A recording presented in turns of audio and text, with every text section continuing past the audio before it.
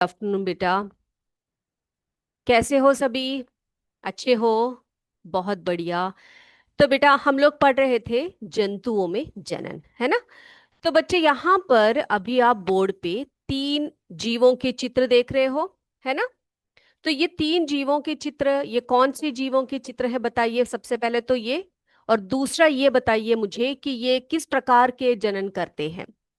लैंगिक जनन करते हैं या अलैंगिक जनन करते हैं? शाबाश, वेरी गुड। यूपीएस डोमेला ने कहा है हाइड्रा का चित्र। Okay, very good. मैं देखती हूँ किस किस का आंसर आता है। तो मुझे आपने ये बताना है कि ये जो तीन जो जीव दिए हुए हैं, है ना, ये तीन जीवों, वेरी गुड, अलैंगिक जनन बताया है यूपीएस डोमेला के बच्चों ने। बहुत बढ़िया आंसर दिया है उन्होंने। तो अलैंगिक जनन है ना? ओके, अलैंगिक जनन है हाइड्रा में, अमीबा में और प्लाज्मोडियम में। आप मुझे ये बताइए कि हाइड्रा में जो अलैंगिक जनन होता है उसका नाम क्या है? अमीबा में जो अलैंगिक जनन होता है उसका नाम क्या है? और प्लाज्मोडियम में जो होता है उसका भी नाम आपने बताना है। मैं देखना चाहती हूँ कौन से स्कूल के बच्चे पहले आंसर करते हैं, उसके बाद ही आज आगे बढ़ेंगे हम। ओके, चलिए देखते हैं। बताइए मुझे हाइड्रे में या हाइड्रा में कौन सा अलैंगिक जनन होता है, किस प्रकार का अलैंगिक जनन होता है? अमीबा में और प्लाज्मोडियम में कौन कौन से होते हैं? जल्दी जल्दी से आंसर दीजिए बेटा, मैं देखती हूँ किसका आंसर सबसे पहले आता है। Okay, very good. Santosh Singh ji ने कहा है अलैंगिक जनन। यस। यूपीएस डोमेला ने कहा है विखंडन। बेटा विखंडन किस में होता है? किस जीव में विखंडन का प्रोसेस आप यहाँ पे देख रहे हैं बताइए। वेरी गुड, यूपीएस डोमेला ने कहा है अमीबा में। शाबाश, तालियां। अब मुझे बताइए हाइड्रा में जो जनन आपको यहाँ पर चित्रीकरण के द्वारा जो दिखाया गया है वो बताइए आप मुझे।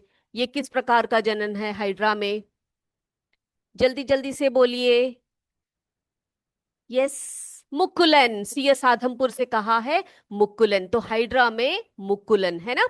वेरी गुड, यूपीएस डोमेला ने भी कहा है मुकुलन। अब मुझे बताइए बेटा प्लाज्मोडियम में किस प्रकार का अलैंगिक जनन यहाँ पे दिखाया गया है? जल्दी से बोलिए, जल्दी से बोलिए। यस, प्लाज्मोडियम में। यूपीएस अघात, बेटा आंसर बोलिए आप अपना। प्लाज्मोडियम में क्या होता है?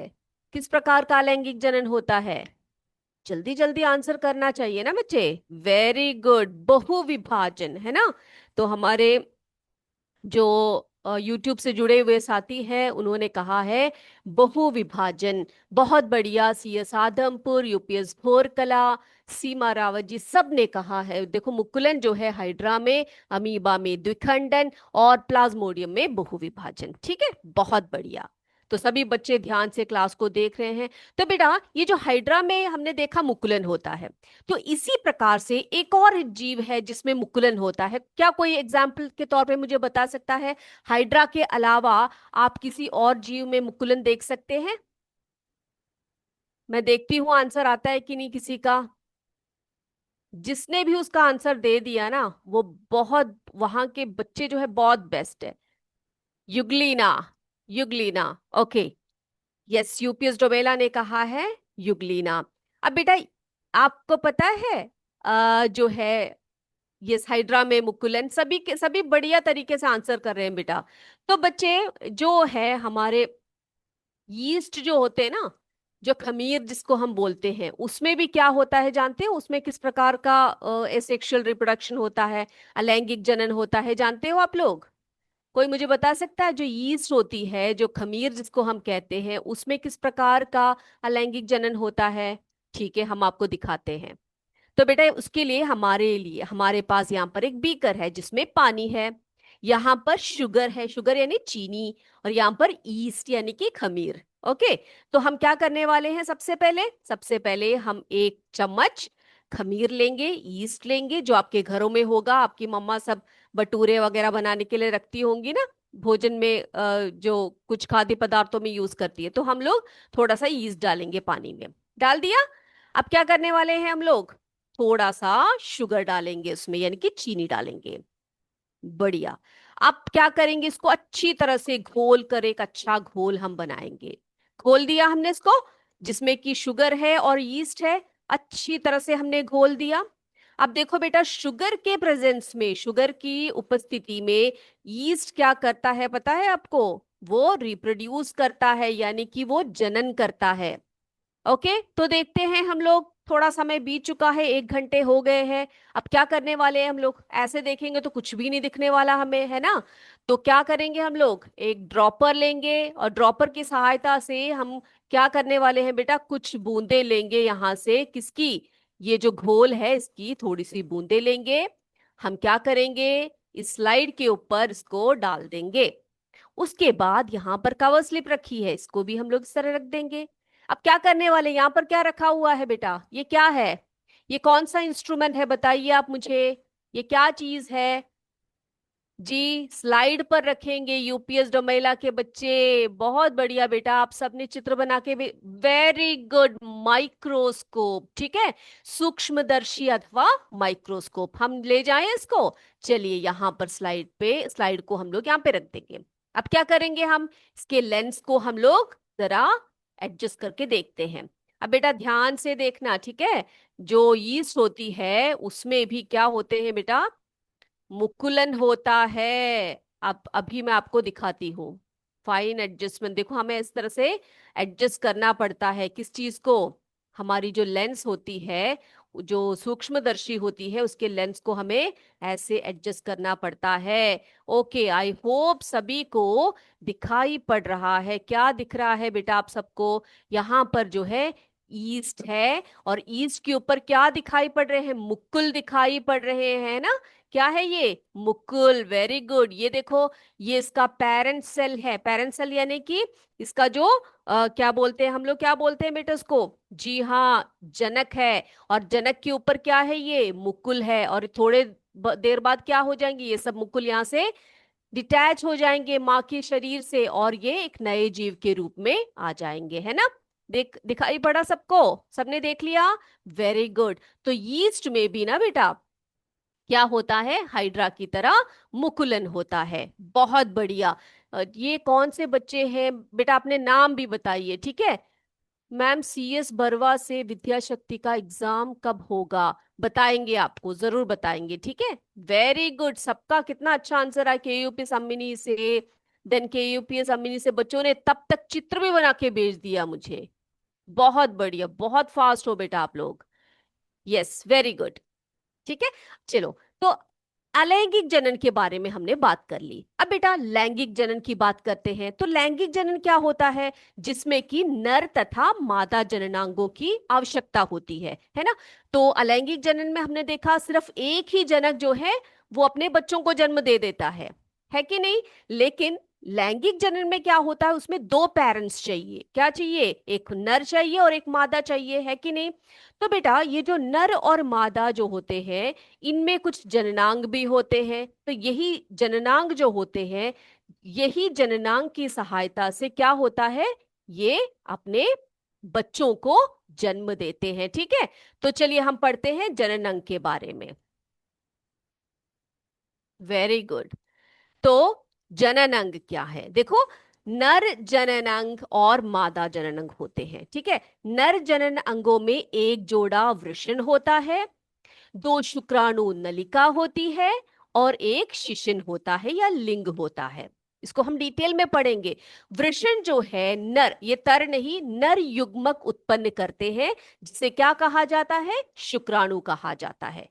तो वृषण क्या उत्पन्न करते हैं बेटा? शुक्राणु उत्पन्न करते हैं। वृषण जो होते हैं लाखों शुक्राणु उत्पन्न करते हैं, एक ही समय में लाखों शुक्राणु उत्पन्न करते हैं, ठीक है? शुक्राणु यद्यपि बहुत सूक्ष्म होते हैं, पर प्रत्येक में एक सिर, एक मध्य भाग और एक पूंछ होती है। तो बेटा जो शुक्राणु होती है, जो नर युग्मक होता है, वो बहुत ही सूक्ष्म होते हैं। हम अपने नेत्रों से नहीं देख सकते। सूक्ष्मदर्शी की सहायता से बहुत ही हाई पावर में ही उनको देख सकते हैं। उसमें क्या होता है? एक सिर होता है, एक मध्य भाग होता है और एक पूंछ होती है, ठीक है? और वास्तव में हर शुक्राणु में कोशिका के सामान्य घटक पाए जाते हैं। जैसे कि एक कोशिका में होते हैं ना बेटा, केंद्रक होता है, माइटोकॉन्ड्रिया होती है, वो सभी जो है किसमें पाए जाते हैं? Very good. किसमें? स्पर्म अथवा किसमें? शुक्राणु में पाए जाते हैं। अब मादा जननांग की बात करें तो फीमेल रिप्रोडक्टिव पार्ट की बात करें तो क्या क्या होता है उसमें? देखो, मादा जननांगों में एक जोड़ी अंडाशय होता है, अंडवाहिनी तथा गर्भाशय होता है। Okay, yes. अब अंडाशय जो होता है मादा युग्मक उत्पन्न करते हैं जिसे अंडाणु कहते हैं। अंडाशय क्या करता है बेटा? मादा युग्मक को उत्पन्न करता है, अंडाणु को। जिस प्रकार से आपने देखा कि जो वृषण होते हैं नर युग्मक को उत्पन्न करते हैं जिसे शुक्राणु कहते हैं, है ना? तो अंडाशय क्या करता है? अंडाशय स्त्रियों में क्या करता है? अंडाणु को उत्पन्न करता है जो मादा युग्मक है। नाउ, मानव स्त्रियों में प्रति मास दोनों अंडाशयों में से किसी एक अंडाशय में से एक विकसित अंडाणु निर्मोचन करती है, निर्मोचित होती है। तो दो अंडाशय होते हैं स्त्रियों में, उसमें से एक अंडाशय में से हर महीने जो है क्या होता है? एक अंडाणु का निर्मोचन होता है। अब गर्भाशय कौन सा भाग है बेटा? गर्भाशय वह भाग है जहां शिशु का विकास होता है। गर्भाशय वह भाग है जहां शिशु का विकास होता है। शुक्राणु की तरह अंडाणु भी एकल कोशिका होती है, यानी कि सिर्फ एक ही कोशिका के होते हैं। अब बेटा हमें जो है डिटेल में क्या पढ़ना है कि ये जो नर और मादा जननांग होते हैं ना, उनके पार्ट्स को हमने ड्रॉ करना है और लेबल भी करना है। ओके, स्टार्ट करें हम लोग। आप मुझे बताइएगा कि कौन कौन से पार्ट है। पीली कोटी आदमपुर से बच्चों ने जो है मादा जननांग के चित्र को बना के भेजा हुआ है। बहुत बढ़िया है बेटा, बहुत सुंदर। ठीक है, चलिए तो हम देखते हैं। सबसे पहले हम नर जननांग को लेबल करते हैं। करें आप, हम सभी साथ साथ करें बेटा। चलिए, वेरी गुड, चले करते हैं। तो यहां पे देखिए आप, ये क्या है? ये है नर जननांग। अब इसके भागों को हम लोग क्या करते हैं? लेबल करते हैं। साथ साथ करें हम लोग, चले करें। यस। तो ये जो दोनों भाग है, ये देखिए यहां पर, ये आप देख सकते हो अंडे के आकार में एक जोड़ा। ये क्या है बताइए आप मुझे, आप बताते जाएंगे, मैं लेबल करती जाऊंगी। जल्दी जल्दी बताइए, क्या है ये दोनों भाग कौन से हैं बेटा? जल्दी जल्दी से बताइए। वृषण, के यूपी अमिनी के बच्चों ने कहा है वृषण होता है ना? तो यहां पे आप देख सकते हैं दोनों तरफ, ये देखो अंडे के आकार में एक जोड़ा वृषण होता है जो नर युग्मक शुक्राणु को उत्पन्न करते हैं। वेरी गुड, बहुत बढ़िया। अब बेटा ये दो नलिकाएं जा रही है इस तरह से, ये नलिका कौन सी है? कौन सी नलिका है? बता सकता है कोई मुझे? ये जो दो नलिकाएं हैं जो वृषण से इस तरह से जा रहा है यहां पर, तो मुझे बताइए इस नलिका को क्या कहा जाता है? वेरी गुड, ये के यूपी सम्मिनी ने कहा है। क्या कहा उन्होंने? शुक्राणु नलिका कहा जाता है इसको। ठीक है, क्या कहा जाता है इसको? शुक्राणु नलिका। बहुत बढ़िया। अब बीच का जो स्ट्रक्चर है उसको क्या कहा जाता है बताइए? यस, बीज का ये जो मध्य में जो चित्र, ये जो स्ट्रक्चर दिखाया है, ये कौन सा भाग है बताइए? जल्दी से बताइए। इसको शिशन कहा जाता है। क्या कहा जाता है बेटा? शिशन कहा जाता है। तो आपने देखा नर जननांग में कौन कौन से भाग होते हैं? वृषण होते हैं, देखो एक जोड़ी वृषण, और क्या होता है? शुक्राणु नलिका होती है, और क्या होता है? शिशन होता है बीचों बीच। ठीक है, चलिए अब हम आगे बढ़ते हैं। तो बेटा आपने अगले क्लास में इसको ड्रॉ करना है और इसके लेबल्स को इसके जो पार्ट्स है उसको लेबल करके मुझे चित्र दिखाना है आपने। ठीक है, चलिए अब बेटा, अब हम जाते हैं किसकी तरफ? मादा जननांग की तरफ। कहाँ जाएंगे हम लोग? क्या पढ़ने जा रहे हैं? मादा जननांग को पढ़ने जाएंगे। चलिए, अब बेटा मादा जननांग जो होता है उसमें कौन कौन से भाग होते हैं बताइए? जल्दी जल्दी से आप बताइए। देखो बेटा, ये जो हमारे सीएस देवरिया से ममता पाल जी, श्रद्धा तिवारी जी, के जी बीवी, यहाँ से प्रयागराज से, देखो बहुत बढ़िया तरीके से इन्होंने आंसर किया है। अविनाश कुशवाहा जी, ममता पाल जी, बहुत बढ़िया। सभी आप हमसे जुड़े हैं और आंसर कर रहे हैं। अब देखो बेटा, अभी जो स्क्रीन पे आपको चित्र दिखाई पड़ रहा है, ये है मादा जननांग। क्या है बेटा?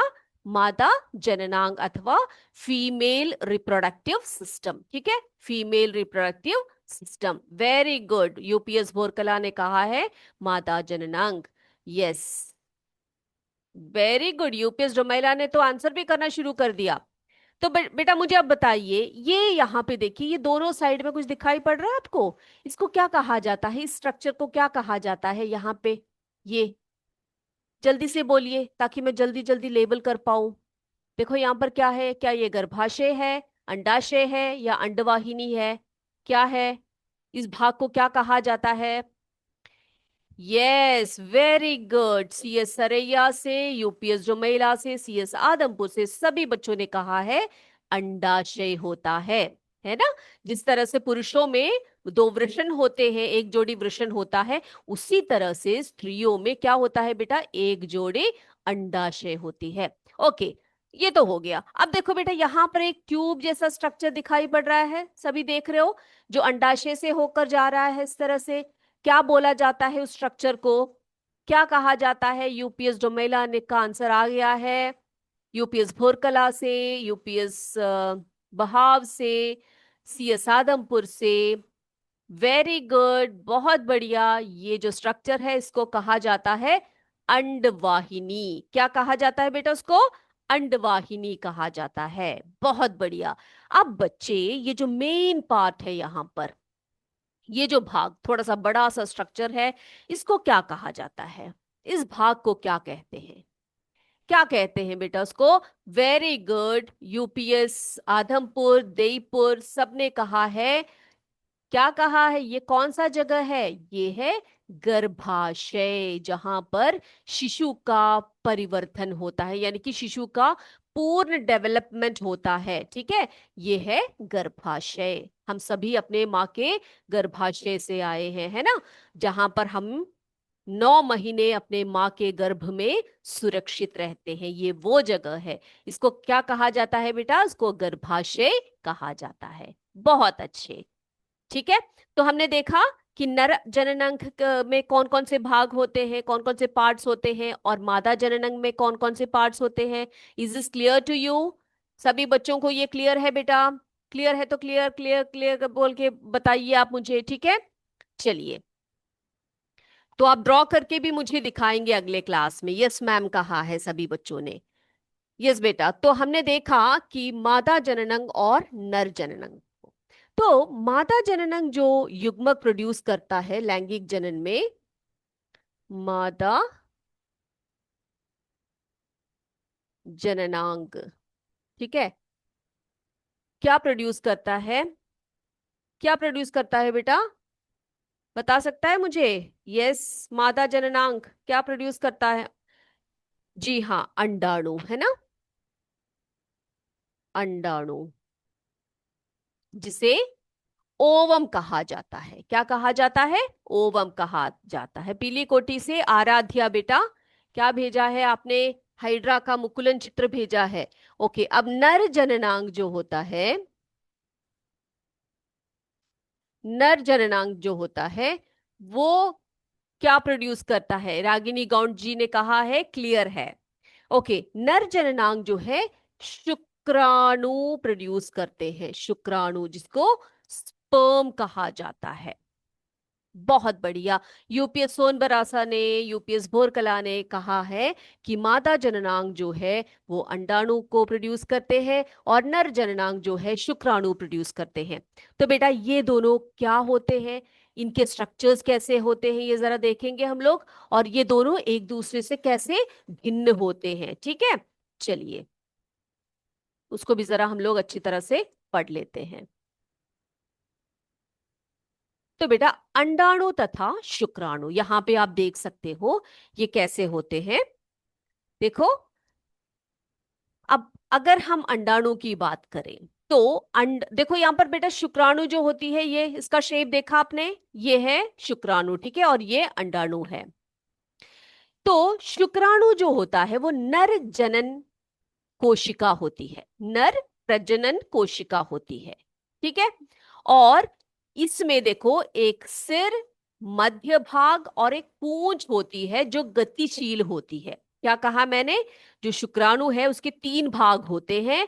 एक तो सिर भाग, ये वाला भाग जो है इसका सिर होता है, ये मध्य भाग होता है, और एक पूंछ होती है जो गतिशील होती है। ठीक है। और शुक्राणु जो होता है वो अंडाणु से बहुत छोटा होता है। क्या कहा मैंने? शुक्राणु अंडाणु से बहुत छोटा होता है। ठीक है।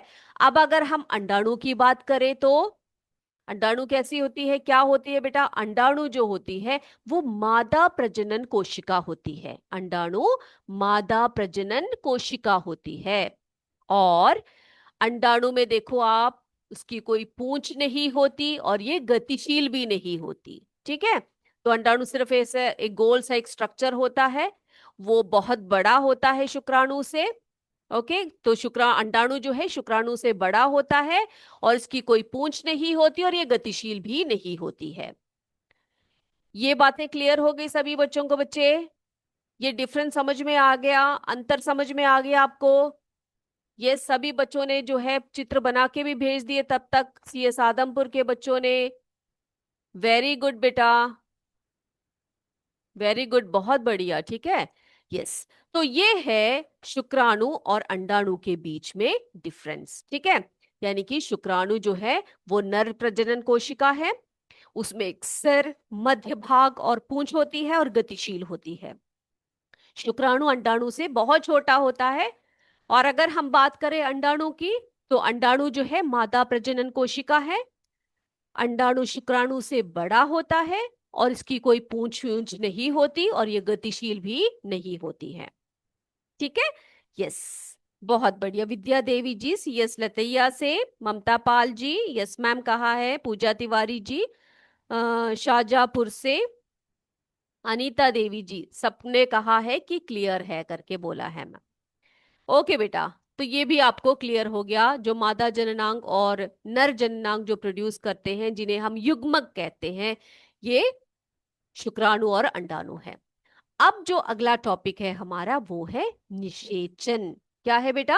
निषेचन। निषेचन क्या होता है बच्चों? कोई बता सकता है मुझे निषेचन क्या होता है? व्हाट इज निषेचन? और फर्टिलाइजेशन जिसको कहते हैं निषेचन, जिसे हम फर्टिलाइजेशन कहते हैं। Fertilisation. Okay, very good. UPS Romela ने कहा है निषेचन यानी फर्टिलाइजेशन होता है। तो बेटा निषेचन क्या होता है? निषेचन में क्या होता है आपको पता है? जानते हो आप लोग क्या होता है निषेचन? देखें हम लोग, चलिए जी, चलिए देखते हैं। तो बेटा निषेचन क्या होता है, ध्यान से सुनिए। जब शुक्राणु अंडाणु के संपर्क में आता है तो इनमें, देखो मैंने आपसे कहा कि बहुत सारे शुक्राणु होते हैं, लाखों होते हैं, है ना? तो इनमें से एक शुक्राणु अंडाणु के साथ संलयित हो जाता है। क्या हो जाता है? जब शुक्राणु अंडाणु के संपर्क में आता है और ये दोनों संलयित हो जाते हैं, तो उसी प्रक्रिया को क्या कहा जाता है बेटा? निषेचन कहा जाता है। ठीक है। तो आप यहाँ पे चित्र पे देख सकते हो, है ना? यहाँ पर क्या है? अंडाणु का चित्र दिखाया गया है और यहाँ पे देखो ये शुक्राणु है जिनकी पूंछ है और ये गतिशील होते हैं, अंडाणु गतिशील नहीं होता है। ठीक है। तो क्या होता है जब ये तैर के आते हैं यहाँ पर, तो क्या होता है? ये अंडाणु से इनमें से कोई एक शुक्राणु संलयित हो जाता है और शुक्राणु और अंडाणु का यह संलयन क्या कहलाता है? निषेचन अथवा फर्टिलाइजेशन कहलाता है। ओके। निषेचन के समय शुक्राणु और अंडाणु संलयित होकर एक हो जाते हैं।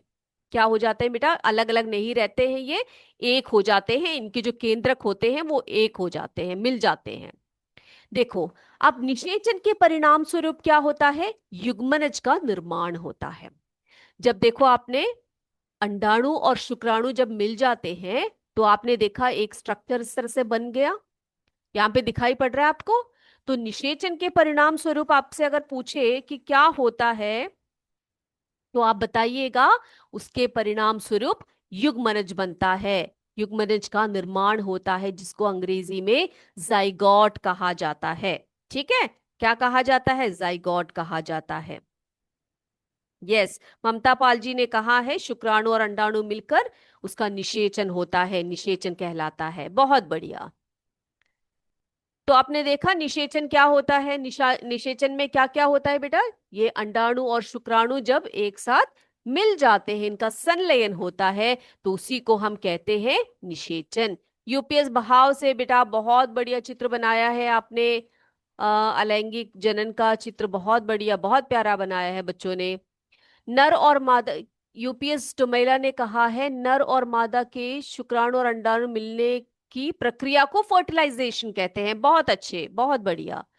युग्मनज का निर्माण होता है। यूपीएस भोरकला की, यूपी सम्मिनी, सीमा रावत जी, युग्मनज का निर्माण होता है कहा है। बहुत बढ़िया, आपने बहुत अच्छा आंसर किया है।